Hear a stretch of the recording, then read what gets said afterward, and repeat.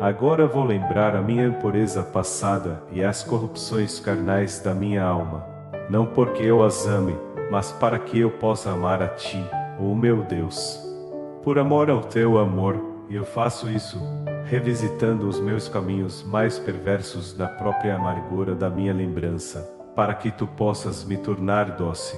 Tu, doçura que nunca falha, tu, doçura bem-aventurada e segura, e me recolhendo novamente daquela minha dissipação, em que fui despedaçado, enquanto me afastei de ti, o único bem, e me perdi entre uma multiplicidade de coisas. Pois eu até ardia na minha juventude, buscando ser saciado em coisas abaixo, e eu ousei me tornar selvagem novamente, com esses amores diversos e sombrios. A minha beleza se consumiu, e eu exalei um mau cheiro aos teus olhos, me agradando a mim mesmo, e desejando agradar aos olhos dos homens. E no que eu me deleitava, senão em amar e ser amado. Mas eu não mantive a medida do amor, de mente a mente, o brilhante limite da amizade, mas da concupiscência turva da carne e das efervescências da juventude, vapores subiram que nublaram e encobriram o meu coração, de modo que eu não conseguia discernir o brilho claro do amor da névoa da luxúria. Ambos fervilhavam confusamente em mim, e arrastaram minha juventude descontrolada sobre o precipício de desejos impuros, e me afundaram em um abismo de malícias. Tua ira havia se acumulado sobre mim, e eu não sabia. Eu tinha ficado surdo pelo tilintar da corrente da minha mortalidade, o castigo do orgulho da minha alma, e eu me afastei ainda mais de ti, e tu me deixaste sozinho, e fui lançado ao vento, e desperdicei-me, e me dissipei, e fervi em minhas fornicações, e tu mantiveste o silêncio, ó tu, minha alegria tardia. Então tu mantiveste o silêncio, e eu vaguei cada vez mais longe de ti, em plantações de tristezas cada vez mais infrutíferas, com um orgulho abatido e uma inquieta sensação de cansaço. Se alguém tivesse então moderado minha desordem e aproveitado as belezas passageiras desses extremos de tua criação, tivesse limitado sua capacidade de prazer, para que as marés da minha juventude se lançassem na costa do casamento, se não pudessem ser acalmadas e mantidas dentro do âmbito de uma família, como tua lei prescreve, ó Senhor. Tu, que deste modo formas a descendência desta nossa morte, sendo capaz de suavizar com mão gentil os espinhos que foram excluídos do teu paraíso. Pois tua onipotência não está longe de nós, mesmo quando estamos longe de ti. Deveria eu, então, ter prestado mais atenção à voz das nuvens. No entanto, terão problemas na carne, mas vos poupo. E é bom que um homem não toque uma mulher. E aquele que é solteiro pensa nas coisas do Senhor, como pode agradar ao Senhor, mas aquele que é casado se preocupa com as coisas deste mundo, como pode agradar a sua esposa. A estas palavras eu deveria ter escutado mais atentamente e, separado pelo reino dos céus, ter esperado com mais felicidade tuas carícias. Mas eu, pobre desgraçado, espumei como um mar agitado, seguindo o fluxo impetuoso da minha própria maré, abandonando-te e ultrapassando todos os teus limites. No entanto, não escapei dos teus açoites. Pois que mortal pode escapar?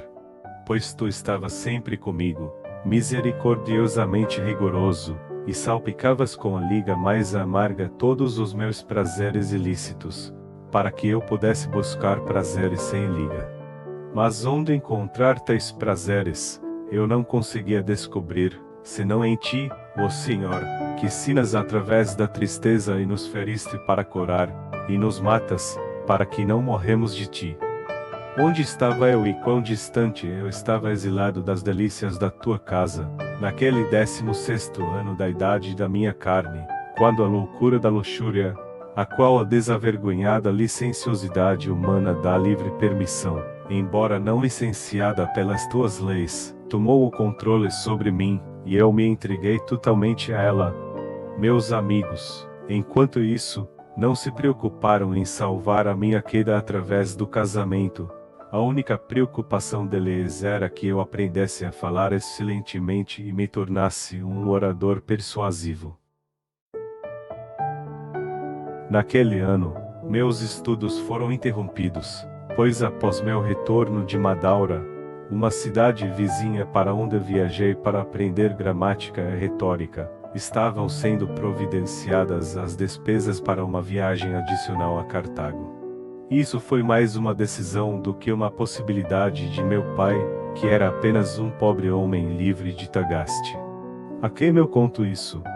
Não a ti, meu Deus, mas diante de ti para a minha própria espécie, mesmo para aquela pequena porção da humanidade que possa encontrar estas minhas palavras. E para que? Para que quem ler isso possa pensar de quais profundezas devemos clamar a ti. Pois o que está mais próximo dos teus ouvidos do que um coração que se confessa e uma vida de fé? Quem não exaltaria meu Pai por providenciar, além de suas possibilidades, todas as necessidades para uma longa viagem em prol dos meus estudos? Pois muitos cidadãos mais abastados não fizeram o mesmo por seus filhos. Mas, ainda assim, esse mesmo Pai não se preocupava com o meu crescimento em direção a ti, nem com a minha pureza. Desde que eu fosse eloquente em palavras, pouco importava quão árido eu fosse para o teu cultivo. Ó Deus, que és o único Senhor verdadeiro e bom do teu campo, o meu coração.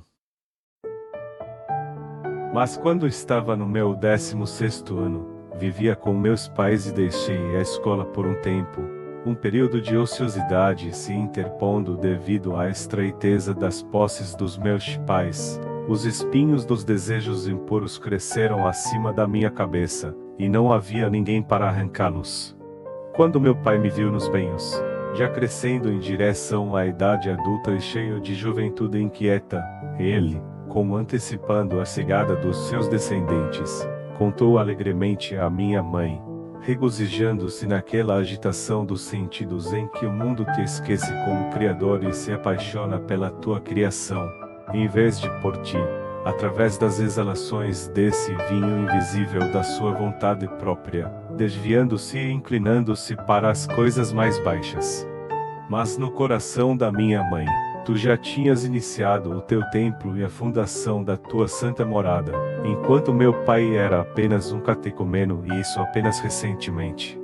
Ela então ficou alarmada com um timor santo e tremendo, e, embora eu ainda não estivesse baptizado, ela temia por mim aqueles caminhos tortuosos em que caminham aqueles que viram as costas para ti, e não o seu rosto. Ai de mim! E ousarei dizer que tu ficaste em silêncio, oh meu Deus, enquanto eu me afastava mais de ti? Será que tu realmente ficaste em silêncio para mim?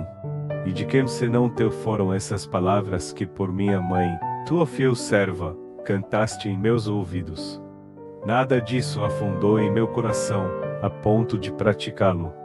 Pois ela desejava, e me lembro com grande ansiedade em particular, me advertia, para não cometer fornicação, mas especialmente para nunca deflorar a esposa de outro homem. Isso me parecia conselhos femininos, que eu curaria de obedecer. Mas eram teus, e eu não sabia disso, e eu pensava que tu estavas em silêncio e que era ela quem falava. Por que tu não estavas em silêncio para mim, e nela tu eras desprezado por mim, seu filho, o filho de tua serva, teu servo?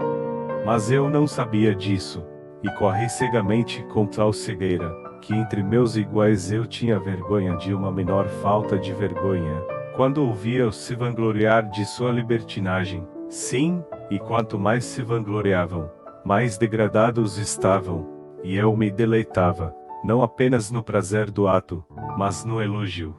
O que é digno de desaprovação além da vície? Mas me tornei pior do que eu era, para que eu não fosse desaprovado, e quando em algo eu não tinha pecado como os abandonados, eu diria que tinha feito o que não tinha feito, para que não parecesse desprezível na medida em que eu era inocente, ou de menos valor, quanto mais casto. Vez com que companheiros eu caminhava pelas ruas de Babilônia e me revolvia na lama dela, como se estivesse numa cama de especiarias e ungüentos preciosos. E para que eu pudesse me apegar mais ao seu centro, o inimigo invisível me pisoteou e me seduziu, pois eu era facilmente seduzido.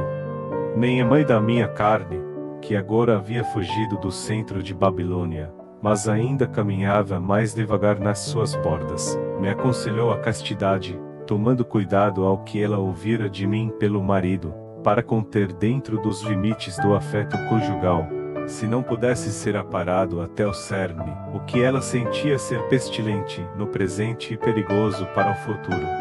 Ela não deu atenção a isso, pois temia que uma esposa fosse um empecilho e obstáculo para as minhas esperanças. Não as esperanças do mundo vindouro, que minha mãe depositava em ti, mas a esperança do aprendizado, que ambos os meus pais desejavam que eu alcançasse. Meu pai, porque ele mal tinha pensamentos em relação a ti, e em relação a mim, apenas vãs concepções. Minha mãe, porque ela considerava que os cursos de aprendizado comuns não apenas não seriam um empecilho, mas até mesmo um estímulo para alcançar a ti. Pois assim conjeturo, recordando, tanto quanto posso, a disposição dos meus pais. As rédeas, entretanto, foram afrouxadas para mim, além de qualquer medida de severidade adequada, para gastar meu tempo em esportes, sim, até mesmo em dissoluções, em qualquer coisa que eu desejasse. E em tudo havia uma névoa, interceptando de mim, ó meu Deus, o brilho da tua verdade, e a minha iniquidade transbordava como de muita gordura,